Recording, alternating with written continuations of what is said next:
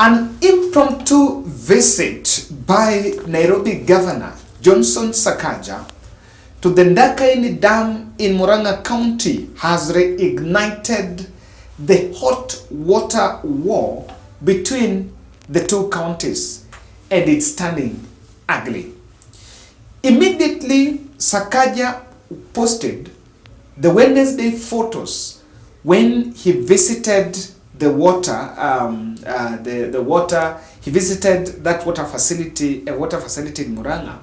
He posted in his Twitter page saying, "This is Sakaja, spent the day inspecting our water sources and treatment plants at Ndakaini Dam in Murang'a, Ngethu Dam and Treatment Plant in Kiambu, and Sasomua Dam in Nyandarua, together with our water company management." And this did not go well with Kan'gata, who accused the Nairobi governor of shortchanging Murang'a. Kan'gata, who was not happy, described that visit as serious trespass. While commenting on the pictures shared by the governor, he also went ahead and expressed his displeasure with Sakaja by sharing the screenshots of the tweet on his WhatsApp status. Now, someone might ask me, do you have Kan'gata's number to know that he shared it on his WhatsApp? This is clearly from the Nation article. The Nation editor maybe has Kan'gata's number and he saw it on his status. So some people, in journalism, this is allowed. This is part of news gathering. You gather from all of those angles. Even if you realize he's put it in some WhatsApp group for journalists or somewhere, you can put it in the article. And it's actually, because I'm picking this story from the Nation team. This dam has been serving 84% of water consumed in Nairobi is actually collected from Ndakaini Dam.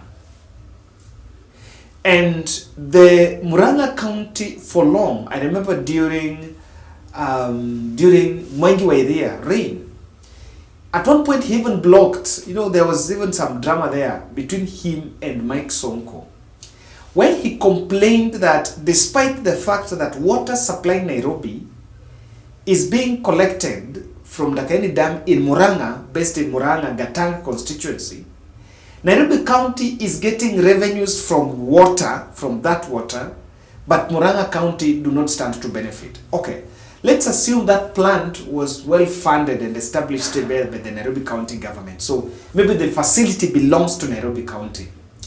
But then the governors have also been arguing, and the county government has also been arguing, just the way Narok County benefits from tourism in Masai Mara, and Mombasa County is supposed to benefit from Kenya Ports Authority, Murang'a County has also been saying they need to get a share. Probably a portion of that water should be set aside for the locals.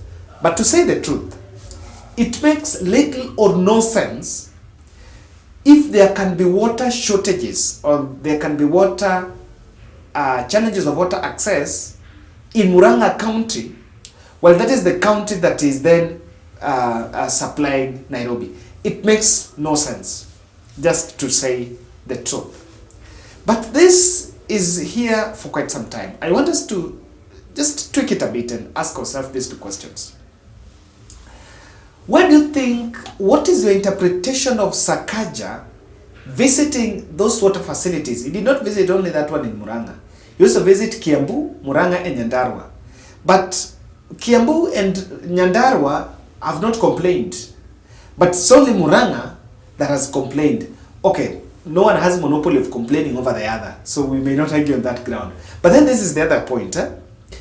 What will make it difficult for Johnson Sakaja to put a call to Governor Kan'gata and maybe inform him about, I'm coming to visit that, and so we can hang around together? What exactly would show? It simply shows you that somehow, even before this tour, before this impromptu visit to that facility, there's a problem. And all the others are not complaining. Because Murang'a is complaining, there is already some bad blood between the two. Now, secondly is this. These facilities that the two counties are actually arguing about are under ministry. And that ministry is ministry led by Alice Wahome. So, even if Sakaja could not invite Kan'gata, but why not Waziri Alice Wahome? Those are the questions. The dams fall under the ministry that belongs to Alice Wahome. And just to spice it up, Alice Wahome comes from Murang'a County. So when you see, and you may want to ask yourself a very, very critical question. When you see Kan'gata complaining, and when Kan'gata realized that this all water issue is being going on and he wanted to address it, do you think he did not put a call to Alice Wahome and tell Alice Wahome on what exactly is going on? I tend to see a possibility that Kan'gata is so close and easily can access Alice Wahome than even the other team. So going out to say it in Twitter, trespass in WhatsApp, that information is targeting the public. Because again, if it was in the intent of addressing it, he would have just placed a call to Sakaja and tell Sakaja, hey bro, what's going on here? Let's, and share and have a cup of tea. But I want to tell you, I have a strong feeling that this is not about the water. This is not about the dam. The decision by Kan'gata to go out public had a deeper influence. And that is what I want to explain in this podcast in details. But before that, take a second. If you have plans to move your office items or your household from one place to the other, I think you need a reliable, a company that will guarantee you safety, professional, and very affordable. That is why I'll continue to recommend to you Topmark Movers. Topmark Movers is in partnership with the Bold podcast to bring you this amazing news that you can partner with them. You can contact them by visiting their website www.topmarkmovers.com, or you can as well put a call to the contact person 07 or +254 719 17 43 93. And Topmark Movers, they're the best. The quality is everything to them. Now, I have a feeling, and I'm making a political projection here, that there is something Kan'gata is up to, and not about the issue of water, because this is a matter that could be addressed. And one of the observations I'm making here is that this Ndakaini water squabble is just is a proxy being used, but it's just a weapon being sharpened to reignite Sakaja Kikuyu beef that Rigathi Gachagua had initiated. I remember when Githunguri Member of Parliament, when they were talking about moving some businesses out of CBD, and Githunguri Member of Parliament, Gathuruma Mushomba, told us that they even went to Rigathi Gachagua and told Rigathi Gachagua about it. And Rigathi had been moving, I think that was late last year, around December, had been moving a public opinion against Sakaja, that Sakaja's policies were against the Gema community, the Kikuyu community. That narrative was actually gained this steam somewhere around December, and it was about kicking some hawkers out of CBD. Some changes that he was making, some new radical changes that the governor was making, and he was branded as anti-Kikuyu governor. Now, this water issue, either it's intentionally being weaponized to reignite that so that they will bring the attention of the country, attention of William Ruto. And that is one of the objectives I'm seeing here. Number two, and I want to tie it to that, when you see Kan'gata going out and hitting the governor on social media and actually showing the public that they're not in good terms? Could it be that it is just a way to express some displeasure with William Ruto for failure to address the Murang'a, that water issue in the context to Murang'a? Yes. It's failure to address it in context to Murang'a because there is a sense of entitlement. Mt Kenya believe William Ruto is because of them, and rightfully so.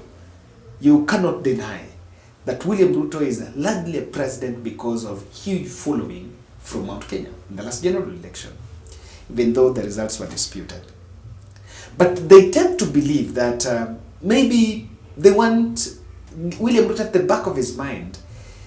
He seemed to be supporting the governor because the fact that the governor went there, and not that Sakaja did not know about this, Sakaja knew that there have been a water politics between the two counties.